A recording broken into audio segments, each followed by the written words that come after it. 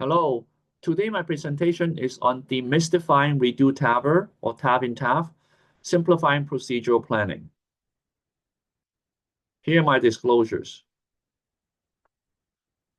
So today's lecture goal is to simplify Redo-TAVR planning because the numbers are on the rise and the topic is quite complex. So what we like to do today is to simplify the terminologies used in Redo-TAVR analysis based on CT. We're going to simplify also how to position and size the second valve based on CT analysis. And finally, how to target the implant position of the second TAV based on fluoroscopy. Before we move on, I'd like to encourage you to download this mobile app free on Apple or Android platform made by Vinibapa, Miho Fukui, and the team on the framework of how to evaluate patients for Redo-TAVR. I also like to encourage you to subscribe to my YouTube channel where this particular lecture will be available. So why is Redo-TAVR or TAV-in-TAV more complicated than TAV-in-TAV? Well, you can see these four transcatheter valve examples, the designs are all different, and the combinations of each are possible. So we need to figure out combination-specific planning. So here you can see that there are four combinations: short and short, short and tall and short, and tall and tall. But in reality, I like to show you that there are only two scenarios. Question is, which second TAV am I using?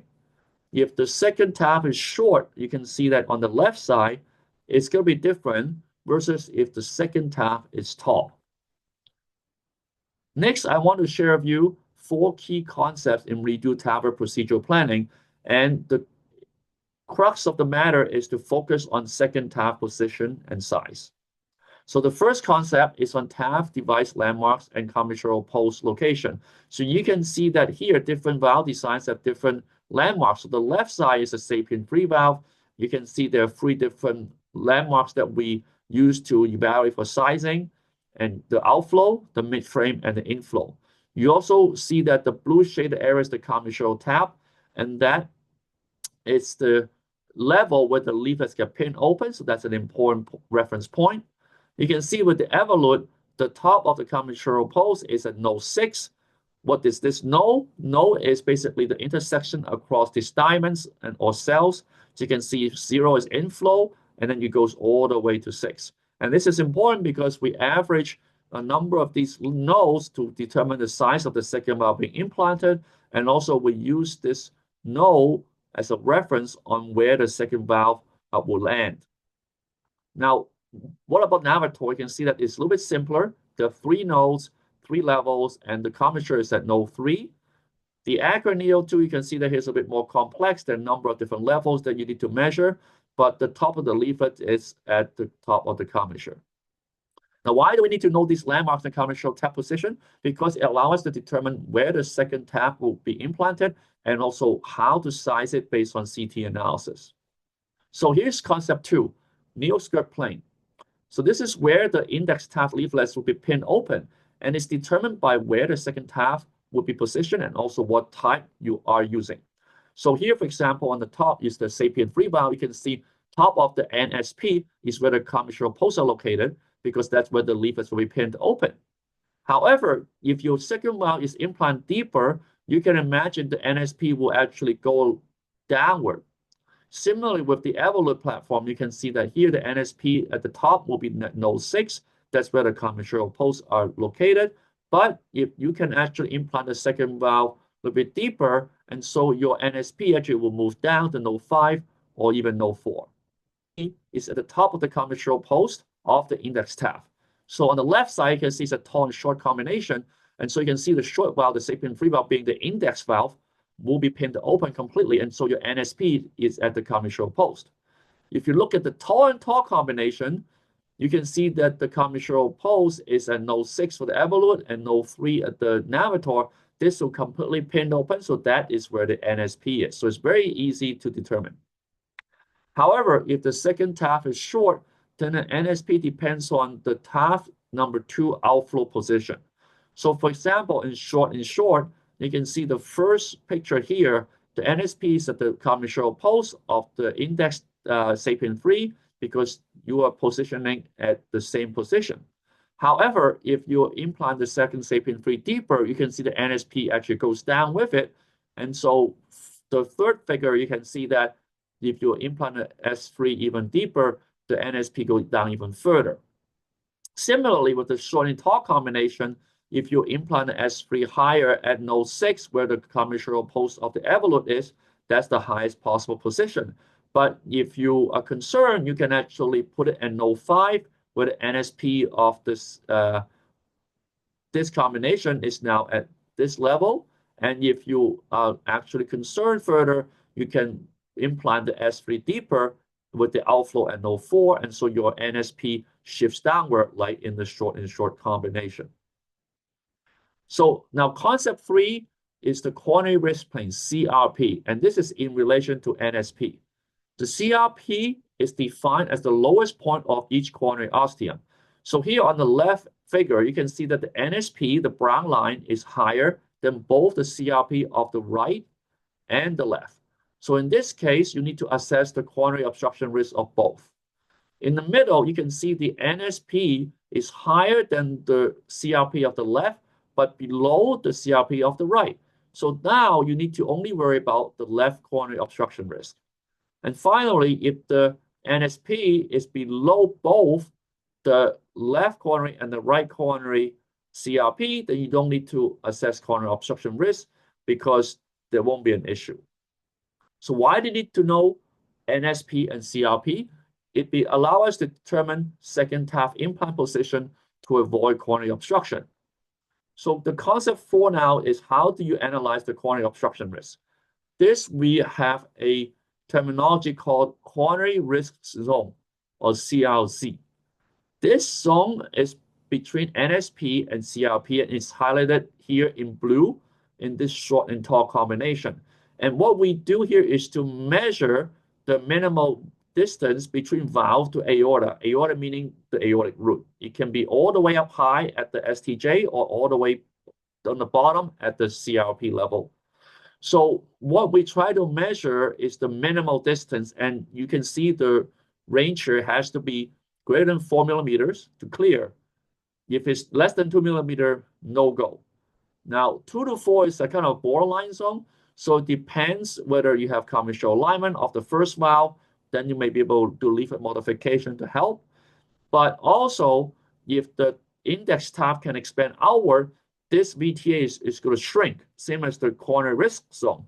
So you have to be careful that even though the numbers may look good initially on CT analysis, it may be less than you think. Now, in this example, you can see that on the right coronary, the VTA is going to be right at this STJ because that's the narrowest. And then for the left coronary, you can see the VTA is actually where the coronary is going to be because this is the narrowest. So it really depends on where it is on the particular combination and the anatomy. So here's short and short. You can see that here, the label area blue is the risk zone for the right, and here is for the left. And you can see that here, the STJ is the narrowest point. So that's where we will define the VTA. And here again, you can see the tall and short combination.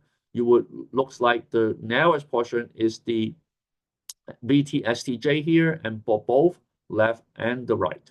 So now we can better understand in the most simplified manner how to evaluate coronary obstruction risk. So to see if Redo-TAVR is feasible is very easy. If the second TAV is tall, look at the minimal VTA distance, has to be over 4 in the risk zone. If the second TAV is short though, you need to position the second TAV outflow where the minimal VTA distance is over 4 millimeters in the risk zone. So let me show you a couple examples, and you can see that if the second TAV is tall, you just need to look at the minimal distance here, VTA, and I'll show you highlighted in blue to make sure they're over 4 millimeters in the risk zone. And you can see the tall and short combination, evolute and SAPIEN, or Navitor and SAPIEN. You can see that on the right side, if it's tall and tall, same terminology. You can see the shaded blue area is where you need to measure on CT, so you need to figure out where the minimal distance is in this risk zone.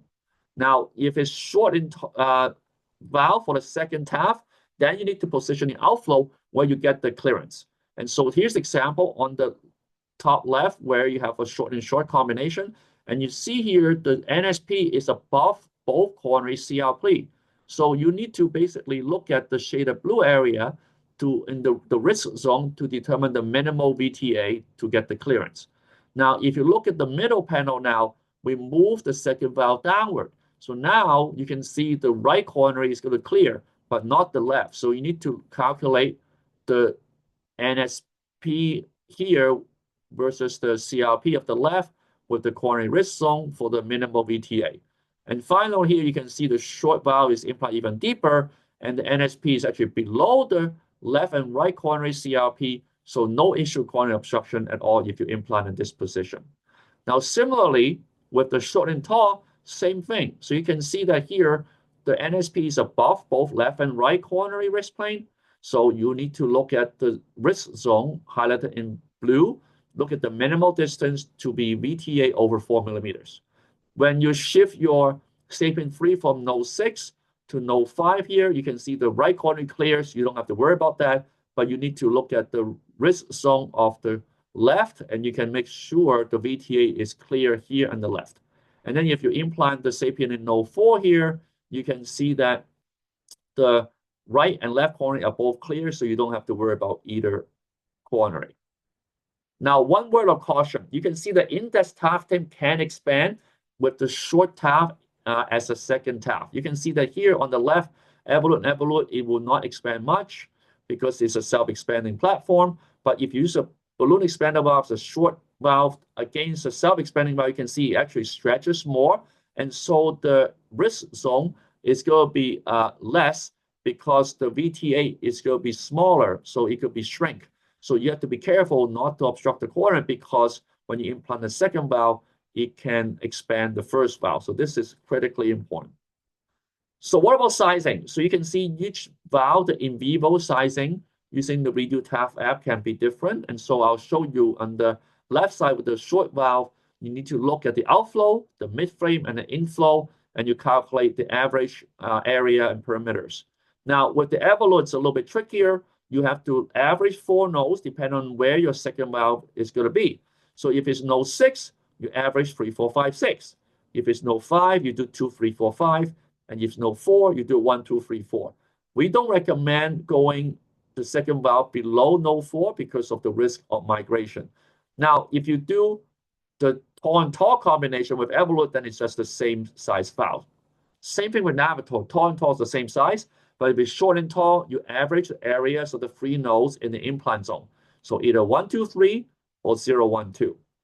With the Accurate Neo 2, again, tall and tall is the same size, but if it's short and tall, you need to figure out where your landing zone is going to be, and you average out those landing zone area accordingly. Now, why do we need to review pre-index TAVR CT? People will ask. It actually gives you quite a lot of variable information. First, you can see whether it's a bicuspid or trileaflet valve, because you may want to expand the first valve to create a more favorable landing zone for the second one. So you want to see how oversized or undersized the index TAV is to the native anatomy. The frame may often be underexpanded in this situation, so you might need to optimize the landing zone of the first valve for the second valve before you implant the second one. For the second valve, especially balloon expander valve, you want to be able to see what the native annulus is in addition to the first valve dimensions, because if you oversize too much, you can risk annular injury. And finally, you can actually use the coronary height and sinus height of the pre-index TAVR to determine the relative index TAV implant depth. So these are some of the information we look for. So here's the example. You can see this annulus is clearly slated for 26S3, nominal inflation. However, you can see it's a big chunk of annular calcium here. So if you inflate too aggressively in terms of pre-dilatation, you can risk annular injury. You can also see that the valve itself is quite underexpanded. So imagine you put another 26 SAPIEN 3 in there, it's going to be really underexpanded. And what suggests here is to dilate rather than that we can better expand that it does. Most dilate because, and also contact. Now let's take a look, use fluoroscopy in terms of analyzing the target implant position of the second valve. This is actually complementary to CT analysis because often CT have artifacts, so fluoro will not. So it's actually much better defined. Secondly, is that you can, during the procedure, actually target where the outflow of the second valve is going to be, right to the left coronary. So you actually use the LAO cranial view of the index TAV with the parallax removed and also aligning the cells by overlapping them to create a frame alignment view. And this view allows you to implant a second TAV more easily because you can easily see the position right to the first one. And also, you can use aortogram to evaluate the NSP right to the CRP. So let me show you how this is done. So here's an example of a portico valve.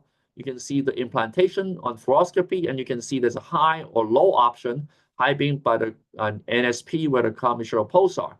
And you can see this is where the CRP of the left coronary is. And so you can imagine the risk zone is going to be right here between the frame and the coronary. And so you can calculate the distance here to determine where you're going to implant the second valve. Now, looking at CT here, you can see that there can be mismatch. So the first case here, it looks a pretty high implant on CT, but look at angiogram. It's actually a deep implant. So it actually, by change what valve you're going to use and where it's going to implant this second valve. Look at the second case here in the middle. You can see the CT scan looks pretty favorable, but look at the angiogram. You can see the NSP is actually above the CRP that, and so your risk zone is going to be very small, and so you're going to potentially have to implant the second valve deeper to be able to avoid coronary obstruction. And then on CT measurement, but if you look at angiogram, it's actually closer than you think, so you're going to have to recalibrate about what type of valve you're going to put in and what size and where you're going to put this second valve. So this is where you see the value of angiogram. And you can see that here now, how you do the frame alignment view, it's pretty straightforward. You basically take the parallax out of the first valve, and you can see that you align the diamonds together to overlap completely, so you have fewer cells to count and makes it easier. And you can see the NSP here with the top of commissural post, and you can see the CRP to the left main. And so your risk zone is right here. And so you just need to determine the minimal distance to clear this, and you can pretty much very quickly be able to determine whether you can implant the valve at the NSP level or you have to go deeper to clear the VTA and the risk zone. So look at this evolute valve here, same thing. You can see the cells are completely overlapped and no parallax, so this makes it very easy to count from node 1 to node 6. And so you can see node 6 here at NSP, and you can see the CRP, and you can see the risk zone is right here. So by determining the minimal VTA, as long as you're over 4 millimeters in this zone, you start from the top. You can, if it's good, then you can implant node 6. If it's not good, then you go down further to node 5, which is where the CRP is. And if that is a concern, you can go to node 4, and that should be sufficient. So this is pretty straightforward to be able to do that under fluoroscopy. And you can see that how we can do this now on different combinations. You can see a tall and short combination. You take the parallax off the short valve, and you do the alignment here. If you look at the short and tall combination this time in the middle, you can see we can align the frame of the evolute valve, and you can position the SAPIEN 3 at the appropriate node. And then finally here, you can see the Navitor will be the same thing. With the 3 nodes, you can see we position here approximately at 2.5. So in summary, understanding the new concepts and device designs are critical in terms of evaluating Redo-TAVR or TAV-in-TAV feasibility and planning. The Redo-TAV app and the fluoro analysis you saw earlier are both important tools for procedural planning, valve selection, sizing, implant position. So we're going to use the 4 simplified concepts and workflow to guide procedural planning, which I think makes this workflow easier. So first is know your device landmarks and commissural posts, because each device is different. Second concept is Neoskirt plane, NSP. So if the second TAV is tall, NSP is at the commissural post. If the second TAV is short, the NSP depends on the second TAV's outflow position. Concept 3, coronary risk plane or CRP is the lowest margin of each coronary orifice. Concept 4, you need to evaluate the coronary risk zone, or CRZ, for the 4 millimeter minimal VTA clearance. So you start at NSP of the valve and then work down to the CRP of the coronary. And then finally, with the sizing, for the second TAV, you need to use CT for in vivo sizing, and it depends on the target landing zone, especially in a short and tall combination in terms of averaging the nodes. The pre-index TAVR CT you saw is helpful to guide optimization of the index TAV landing zone, especially to pre-dilate to expand optimally for the first valve so that the second valve can be optimally deployed and expanded. Fluoroscopic analysis you saw complement the CT given there's no artifact at higher resolution. And finally, the frame alignment view of the index TAV is really helpful to identify the NSP and CRP so you can safely guide the second TAV implant position and deployment. So on that note, I'd like to thank you very much for your attention.